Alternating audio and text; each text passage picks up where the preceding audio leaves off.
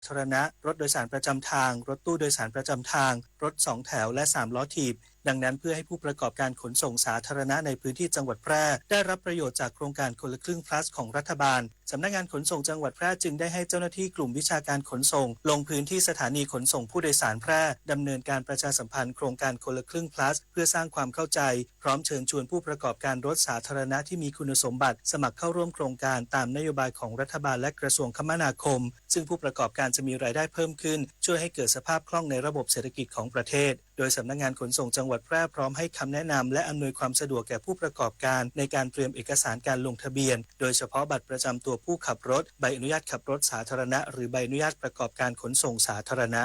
ธนชัยสุวรรณากาศ สวท.แพร่รายงานจบข่าวชลธรจัญญาอ่านรับฟังข่าวครั้งต่อไปเวลา 19 นาฬิกาครับ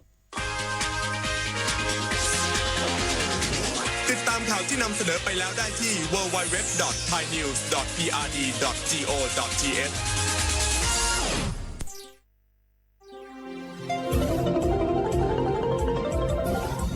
วิทยุแห่งประเทศไทยให้ความรู้คู่ความสุข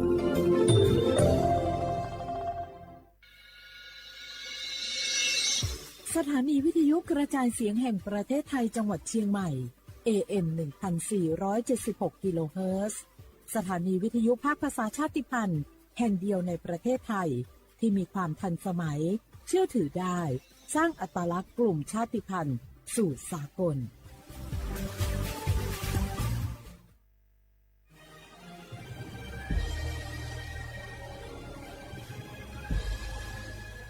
เกิดเป็นคนไทย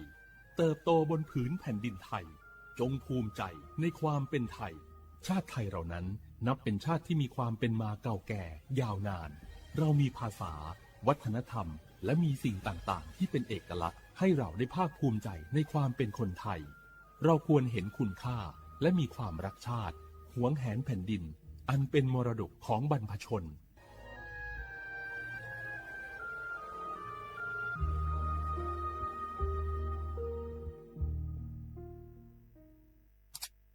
อ้าวแชร์เข้าไปบะอ่านเลยก็แก้วกับผมก็ดูอยู่นี่นะเจนี่มันก็เป็นโลโก้ของหน่วยงานราชการนะนี่เข้าไปตรวจสอบเป็นยังว่ามาจากหน่วยงานราชแต่ก็ระวังก็เป็นเหยื่อเข้าปลอมเนอะเอาฉะนั้นเลยก็นี่ใจถ้าบัตรตรวจสอบไม่ชัดเจนนะแต่ที่จะได้ประโยชน์กลับส่งผลกระทบสมัยนี่มันหลอกกันง่ายนะหลอกเรื่องการทับซิปนั่นนี่โน่นเพื่อเขาไปกรอกข้อมูลส่วนบุคคลแล้วก็เอาข้อมูลเหล่านั้นเนี่ยไปทำธุรกรรมต่างๆหรือแม้แต่หลอกให้คลิกลิงก์สารพัดที่มันจะทำนี่นะถ้าอันโหจะเนี่ยจะได้ดีนี่เจนี่อย่างแรกเนี่ยต้องตรวจสอบข้อมูลให้ชัดเจนจากหน่วยงานรัฐเนี่ยก่อนข้อ2ต้องมันติดตามข่าวสารหูเต่าตันและข้อ3ต้องมีสติไม่ได้เจืออย่างง่ายๆนะเพราะว่าพวกมิจฉาชีพมันจะใจความเจือความศรัทธาความโลภและก็ความกลัวมาหลอกคนทำให้หลายคนตกเป็นเหยื่อเขาก็ต้องเป็นส่วนหนึ่งในการตกเป็นเหยื่อหรือแชร์ข้อความอันเป็นเท็จบางอันเนี่ยเขาก็จะมีความคิดใดอยู่ดิ้มว่าดีหาเรื่องที่สุดแก้วนี่นะขอโทษครับเจรู้เท่าทันป้องกันการตกเป็นเหยื่อจากแก๊งหลอกลวงปรารถนาดีจากสำนักงานประชาสัมพันธ์ที่3กรมประชาสัมพันธ์ค่ะในยุคที่เทคโนโลยีก้าวกระโดดโจรออนไลน์ก็ก้าวตามมาติดสื่อออนไลน์เปรียบเสมือนแหล่งข้อมูลชั้นดีของโจรออนไลน์เราควรใช้สื่อออนไลน์ด้วยความระมัดระวังและป้องกันตัวเองจากโจรออนไลน์ด้วยคาถา3อย่า 1. อย่าโหลดแอปจากแหล่งอื่นๆที่ไม่ใช่ App Store หรือ Play Store 2. อย่าแอดไลน์คนที่ไม่รู้จักหรืออ้างเป็นเจ้าหน้าที่หรือหน่วยงานต่างๆไม่ว่าจะเป็นจากรัฐหรือเอกชนและ 3. อย่าสแกนใบหน้าหรือให้ข้อมูลส่วนตัวในแอปที่ไม่รู้จักเด็ดขาดที่สำคัญควรท่องให้ขึ้นใจว่าธนาคารจะไม่แนบลิงก์ทุกประเภทผ่าน SMS และอีเมลรวมทั้งไม่ส่งลิงก์ขอข้อมูลสำคัญผ่านช่องทางโซเชียลมีเดียยกเว้นกรณีลูกค้าร้องขอด้วยตัวเองเท่านั้นด้วยความปรารถนาดีจากสำนักงานประชาสัมพันธ์ที่3กรมประชาสัมพันธ์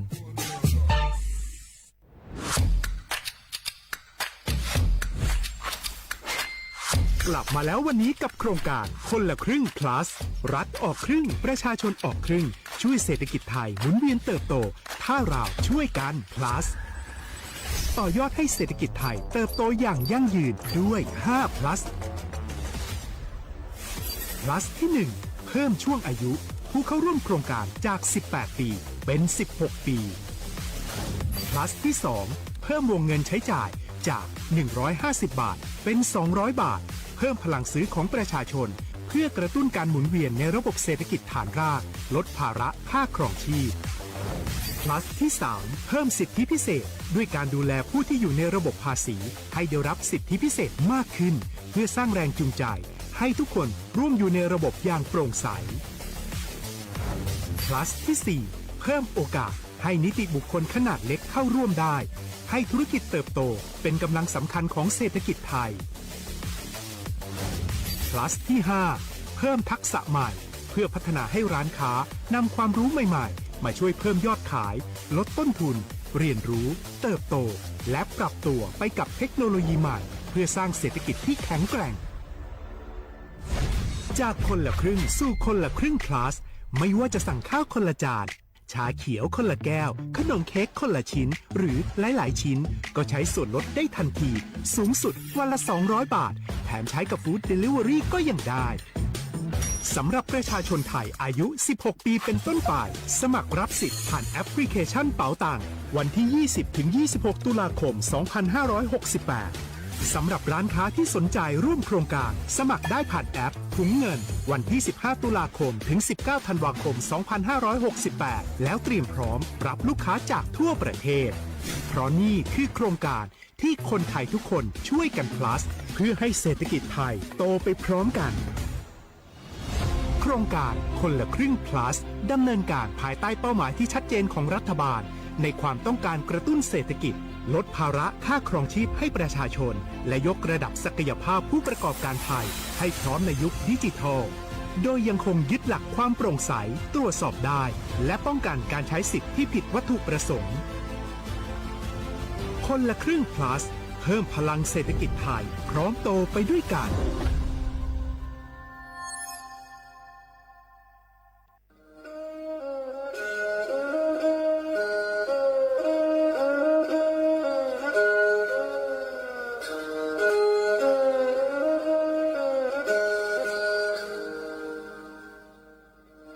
Đào núa, số tông chua sang xua, hú tế thở thai, đào lúc sáng tranh mày. Lúc sư hỏi hà lù mông, y nu bế hà ó ra.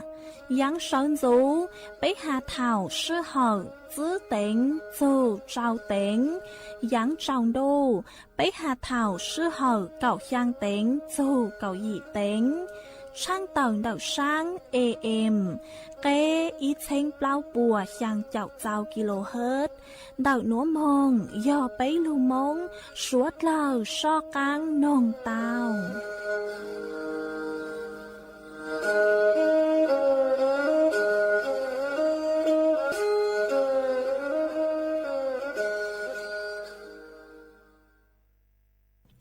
Nhớ dùng ý trọng nạ dự cứ tin ninh chẳng suốt lờ đợi núa cú bao nhà sỉnh hàng dòng xa trọ cán chọn đủ số tông chua hà lưu mông đợi lúc sỉnh tranh mày tuân dư ý trọng nạ dự cứ tin ninh chẳng suốt lờ quần đinh núa chỉ cú yết thói ý trọng nạ dự cứ tin ninh chẳng suốt lờ cứ mình gang lưu sai hang gang lưu nông nhớ cho hữu page Facebook mà thó của mày bánกดไลค์กดแชร์ý lên ýแชร์ปุ๊cho page สวท AMอีเซ็งเปล่าปัวอย่างเจ้าเจ้ากิโลเฮิรตซ์มากูว่าเจ้าดาวจะไม่ชวดเลยคือไม่ปังเชิงกลางสู่ต้นจัวฮัลโหลมงเดลูกเสียงเจ้งใหม่อ๋อเอกูกูหวังฮัจยาชาฮาตาไม่ชวดเลยอยู่ลุนโรกูย่ออวพงยืดเถาปีมงจูจัวเถาเศร้ามากูยัวช่างเต่าจัวอีจงหนักจือคือติ้งนิ่งจังสวดเลยเต่าเป้าฮาตานัวเจกูจัวเกลุชัวจัวสวดเลยเต่าหนอเสืออ๋อเอยฮาตาเล่งคือมั่วสูเจ๋งเจ้งนัวหล่อไม่ดาวสูต้งมงซึ่งช้าไม่วิยฮาตายอกูจุนยอจวนดักสูต้งจัวเลยเตยัวชื่อมั่วเล่งลูใจไม่เล็กสูต้งเจกูกูช่างเต่าเลยหนัวจัวอีจงหนักจือคือติ้งนิ่งจังสวดเลยเต่าเป้าเอจวนจือหนัวเจไปมงกงกี้หล่อใจอ้วกี้อย่าเชิงอ้อโลเลตัวที่เลตัวจะโตมองกา Li ôn cầu cô yên nhỏ chê rong bố tàng lê cơm. Tao bằng tờ tờ đó phố ê tỏ cha chính nhô tăng hạ sinh cô yên tâm. Yo lê chàng lê tao lô ông môn gầu. Li lu kỳ tỏ cha chính nhô tăng lu tên chú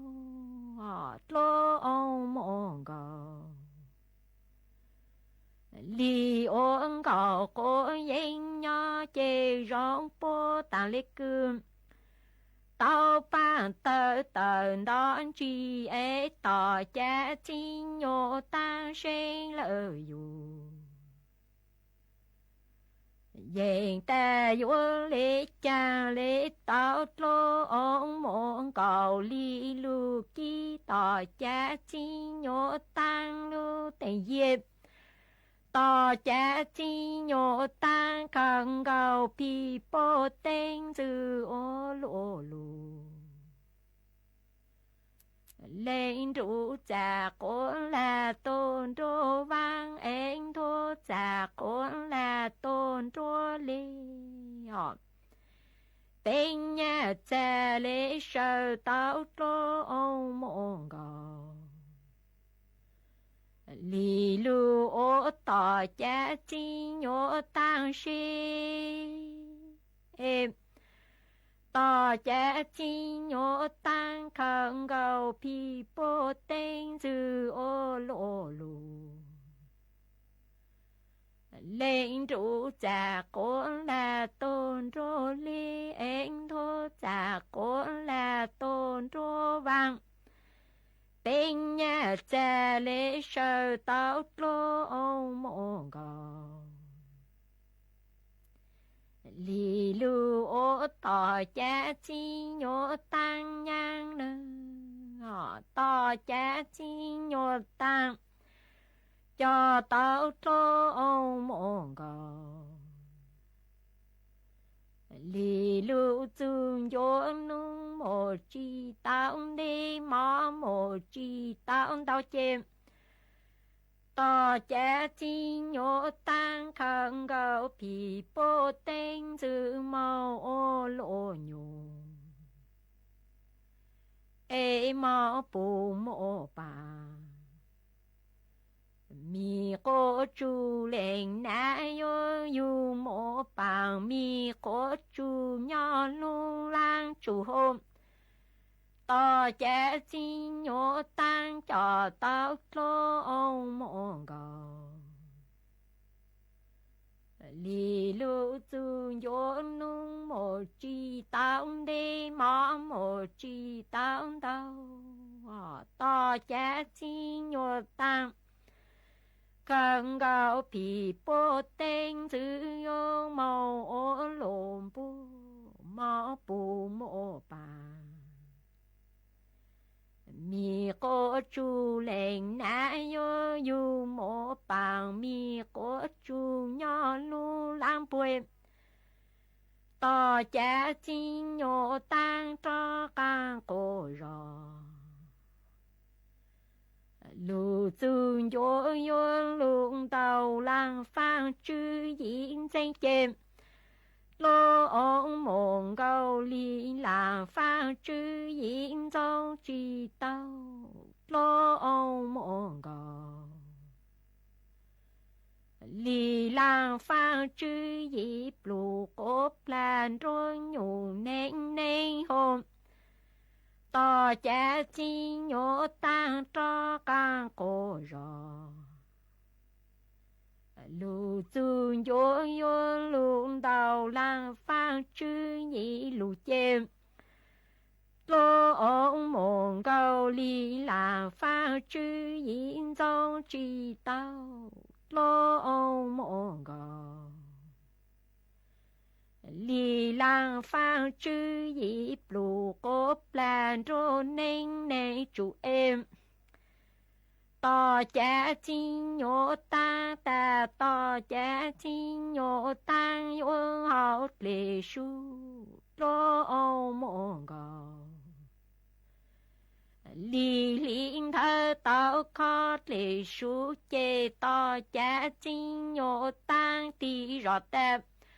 to chá chinh nhô tăng vô hậu lệ cha ê chàng to chá chinh nhô tăng hạt lô ông môn gò Lý vô chinh chú to cha chinh nhô tăng ta to cha chinh nhô tăng vô hậu lệ cha lô ông môn cầu lý lính thơ tao khó lệ cha chê to cha chinh nhô tăng tạm to cha chinh nhô tăng vô hậu lệ su tu chỉ sang hậu lệ cha cha to cha chinh nhô tăng tê lu ê lô ông môn gò Lý vô trình chú tỏ cha chi nhô tăng hà nơ ngọt lô ông môn gò Lý hạ sinh cô yên ta chang lô ni chô chang tâm nà chang tôn rô cang ê chang yi nụ tuần rô kế vô khăn gạo trùn trong tô trốn rô trư em có bao ta có tao cu ê có chín lu chàng chỉ cha cu ô cu lên nà lệ chỉ thiên gạo cô sư nơ họ nà chang tôn rô cang chang yi nụ tuần rùa kế vô khăn gạo trùn trong tổ trốn rùa cơm giờ có bao ta có tao cu ê có chín lu chàng chỉ cha cu ô cu lên nà lệ chỉ thiên gạo con giờ nơ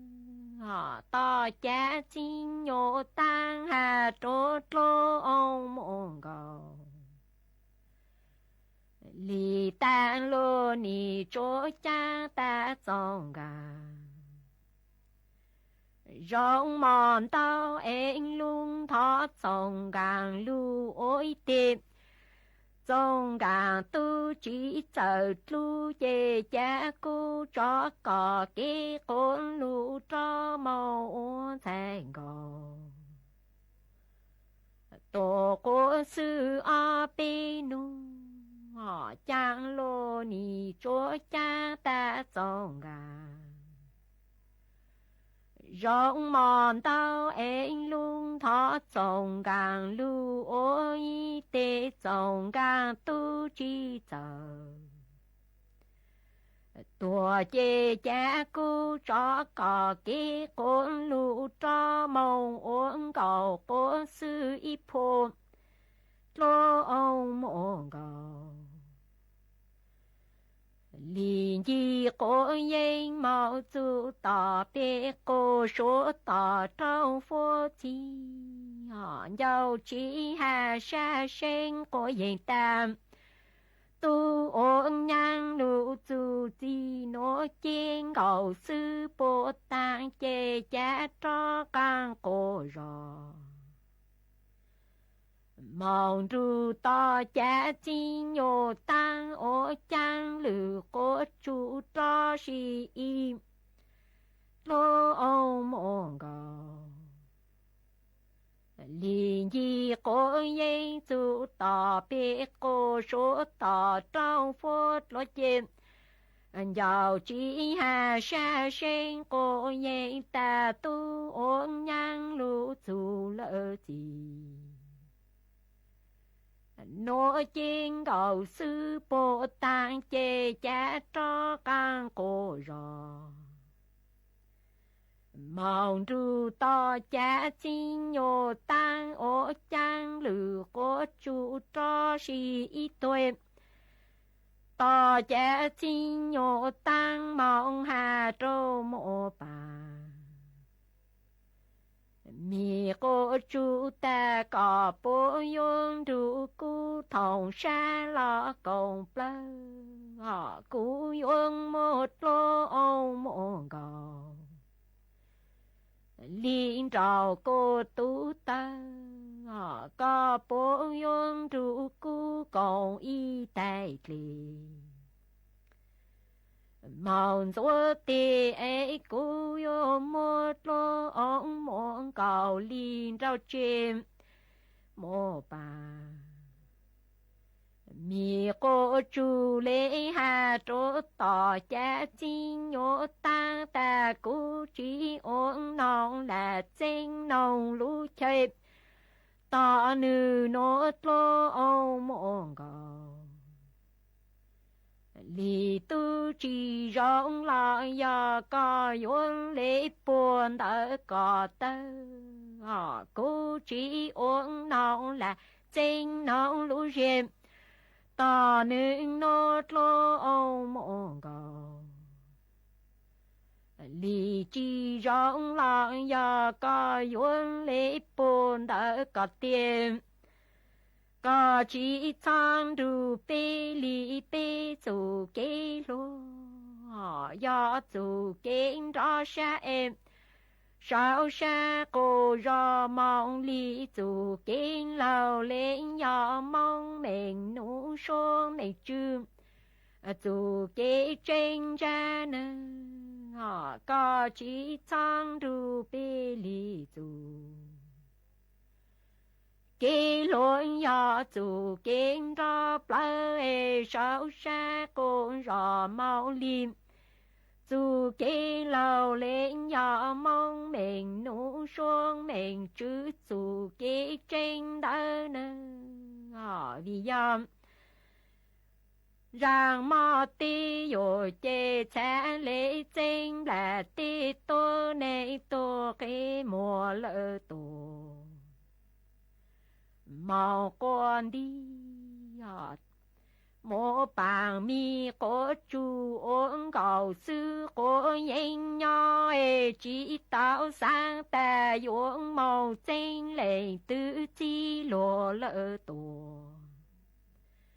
màu con gì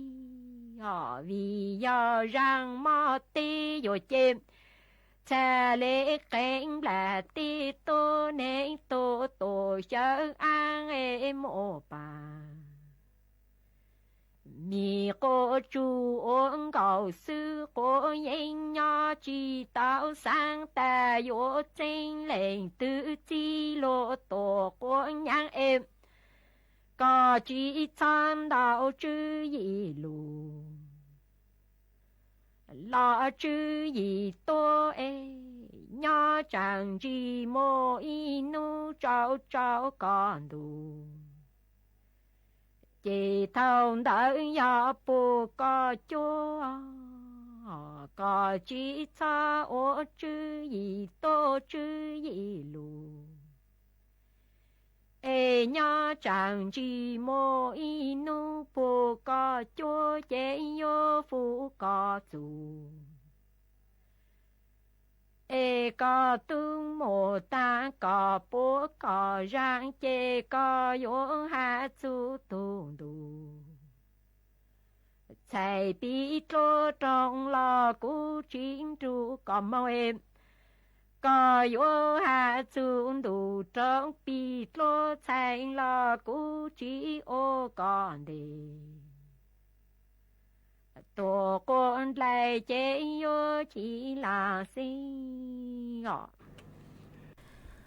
ส่วนซื้อหนัวเจกุโยมวยอีจังสู่สื่อคือหาโซนดักลูกโครงการคนละครึ่ง plus จ้อลูทางตัวอีจงหนาจือคือตีนึงจังสวดลอยเตาเป้า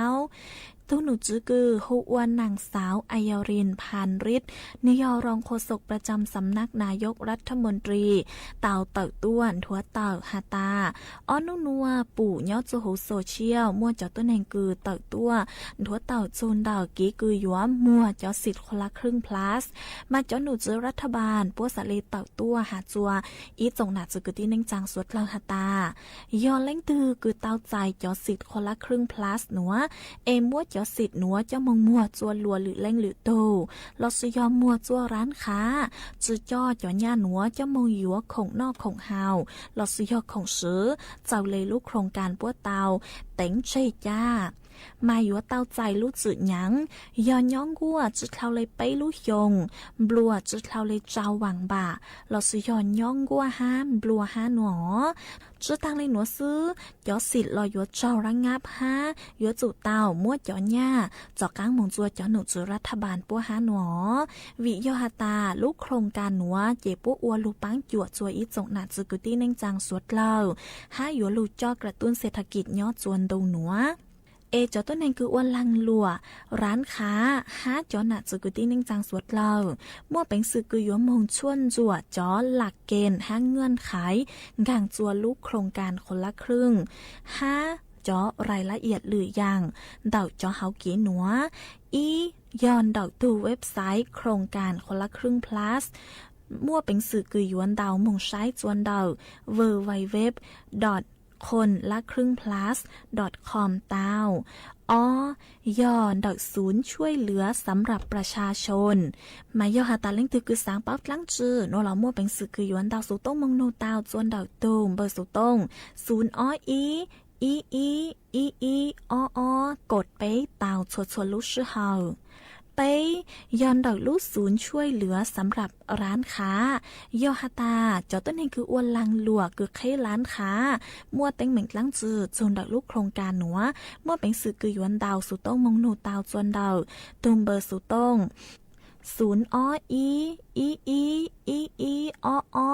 กดไปตาวชวนลูกชื่อเฮาตัวอย่างดาว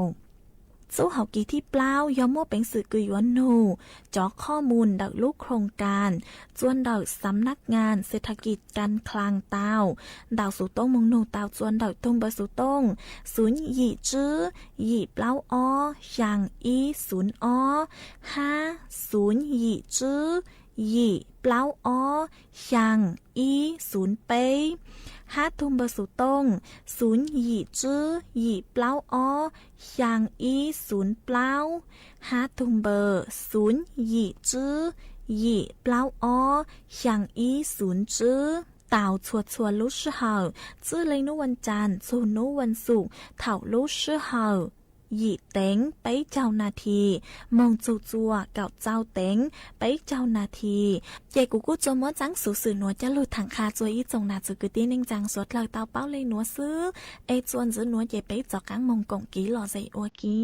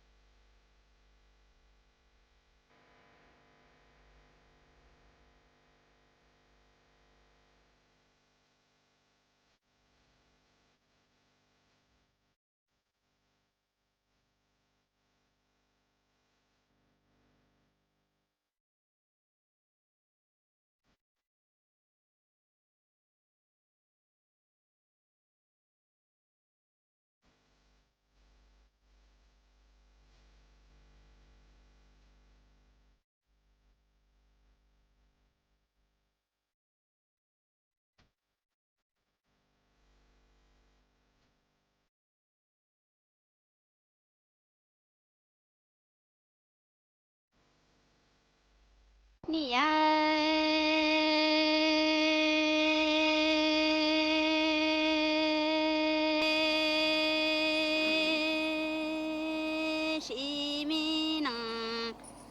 nó ư ni đà đăng lo si tao wa lu mi nang lo ta đi nó có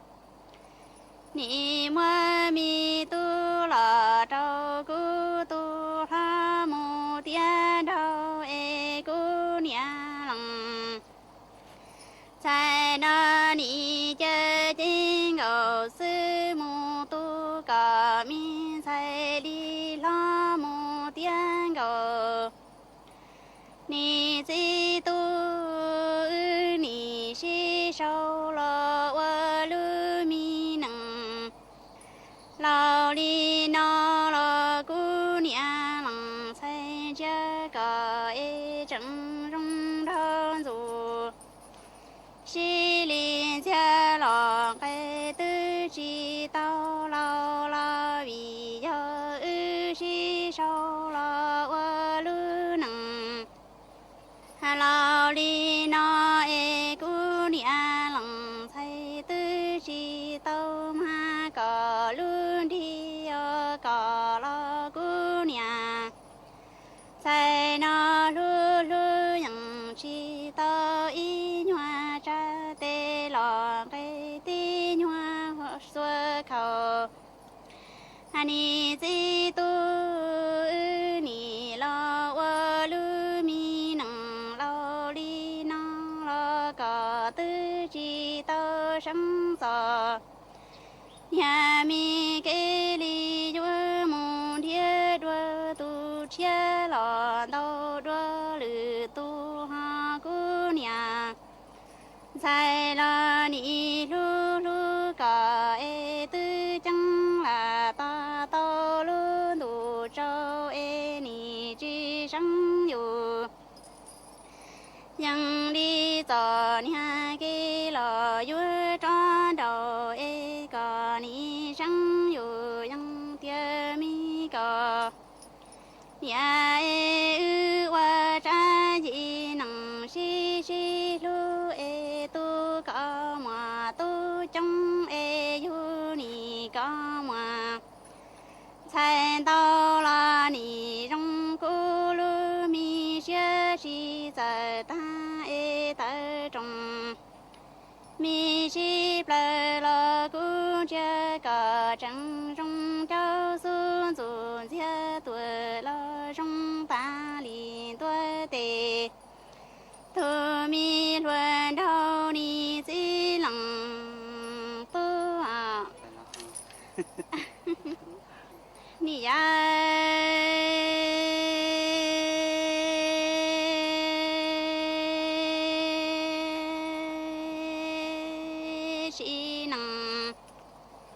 nó ư ni đà đăng lo si tao wa cha mi yi nang xua sang yu yang lo lao li no lo chi tu ni wa long mi xie song cho đua cả lu trên đầu sư lo trà cu y lăng lu cu nia lăng say thia li cho đua trên ngờ sư ca ra li yang mu tu ca say nhớ yu lợi ca tu di lăng tu ư ni wa lu mi nang lo ta li na ca tu lo về li tư yu mu tiên đau lỡ tu tiên ni di tu si nang na cu nia sai ni lo đó có wa cha mi yi nang sa sang lo lao li na lo có ni chi tao xua có sai mi tê lo y nhua đê ha cu nia lăng sai lu lu cả tư chi chơ cu nia 在那山米的老一暖山听到你最多你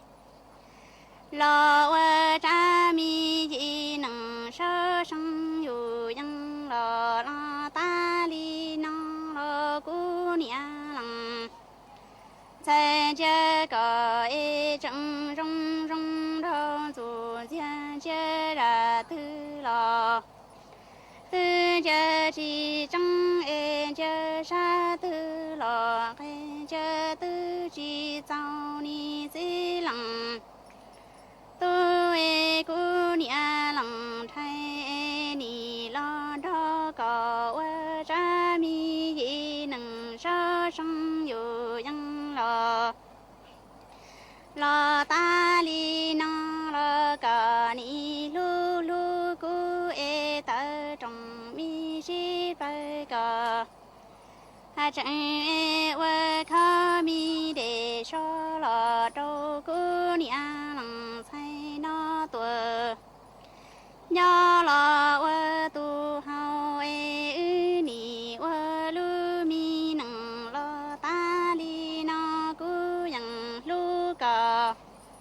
了里噜只走头里的大里家姑娘家个一天到我米女要来个路好叫你最冷多啊xã hội của cô quê cha của cá là nó mở trong cái chị đã cá tay tin thì sao hai tí tí họ nị ya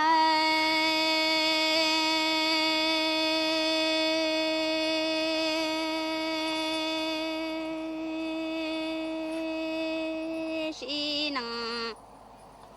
nói nị lo wo lu mi năng lo ta đi năng e gì tu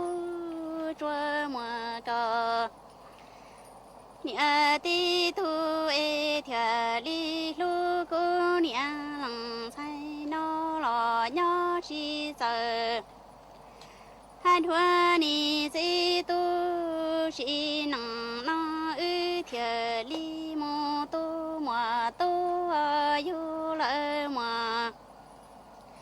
hai hoa e cô nhà sai ni trong xe chi giờ ta e ta trong mi shi pla thia li câu la cò sa mi te la trâu cô tua e cô nhà lăng sai thia li chơi lu chén gầu li trâu la trâu cò hà qua ni si tu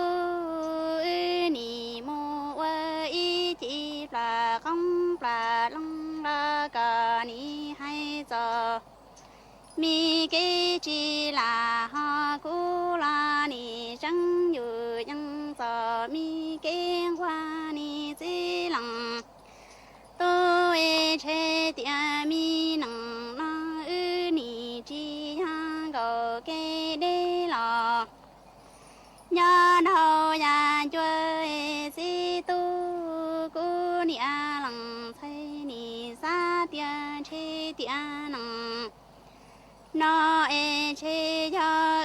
đại tân thọ lù lăng bị nhủ ba đi tăng lò trời si choa ni ya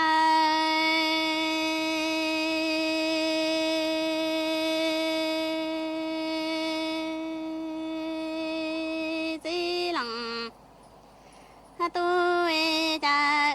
ni si sao la wo lu mi nang lo lo đi nang lo cò ha chẳng lu lu cu mi nia lăng sai nó chua bao tia cò ti thu thiệt ha li nhỏ chín du ni di tu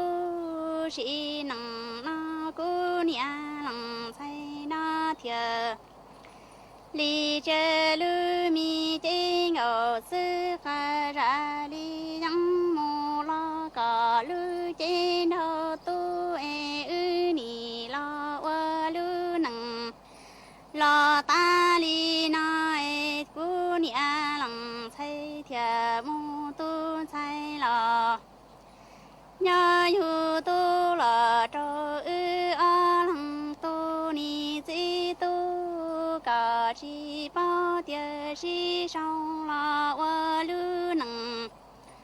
la li na la cu nia lăng chay yu mu sa ke tu ma ni sa nhớ cả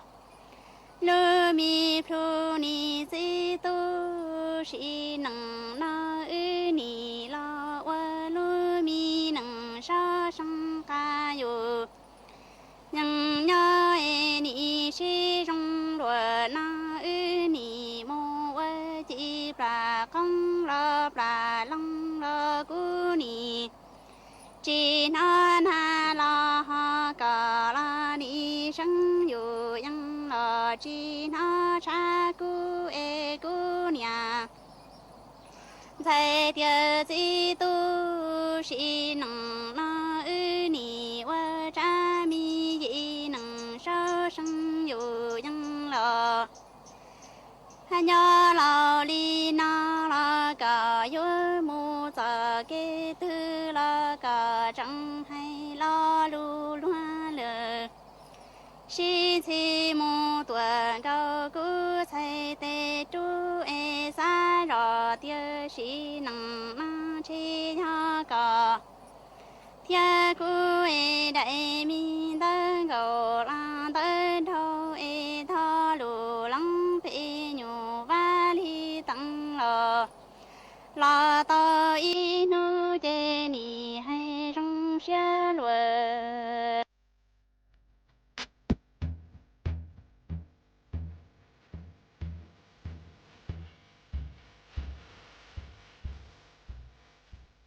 Chơi tua dũa bằng đau mông. Lũ lán màu phùa chơi tua chẳng há tua dũa trồng trò bằng đau mông chuồn đầu. Lũช้างป่วสนามบ้าน3บ้าน1ตำบลรวมไทยอำเภอพบพระลูเสียงต่างจวนนุตีชางจูนุตีเก่าลูเก่าอี้ลิงดูชงอ้อเช้งจื้อปัวเจ้าเจ้ายี่